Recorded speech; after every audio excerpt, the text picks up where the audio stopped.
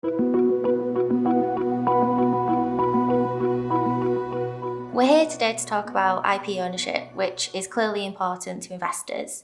What can companies be doing to protect their IP? Yeah, so intellectual property ownership is a really part of a company's business. So commonly, companies will register a trademark which protects a brand or a service. This will protect against anyone that tries to copy or steal it. Also, companies can register designs, and that protects the appearance of a product. So, for example, the packaging or the shape. Companies can also register patents. Common examples of that are machines or medicines. But not all intellectual property rights are registered. Yeah, so there are some types of intellectual property that you can't register. So, for example, a website or a piece of software could contain a type of IP called copyright. You can't register copyright, it just automatically subsists in a work. So how do you protect it? So this is a question that we're asked a lot. In practice, if companies are developing a work containing unregistered IP like copyright, so for example, a software solution, then they need to keep a clear audit trail showing that they were the original author of that work.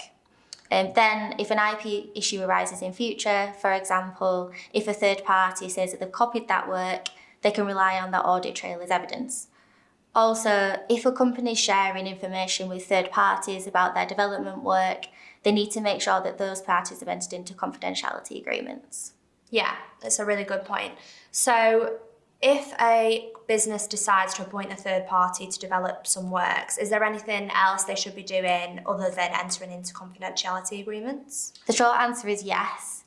There's a common misconception that if a company commissions a third party to create a work on their behalf, so for example, if they ask a design agency to produce their website, then they will own the IP in that work. However, that's not the case, and this is an issue that crops up a lot. So if an employee creates a work on behalf of their employer, generally the employer would own the IP in that work. However, when it's a third party creating that work, unless the parties agree otherwise, the third party will own the IP in that work.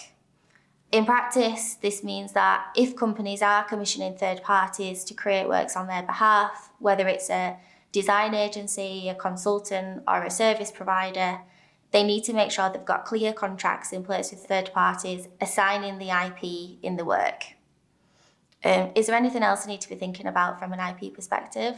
In the early stages, it's really important for companies to ensure they're not entering into long-term arrangements with third parties that's placing restrictions on the exploitation of their intellectual property.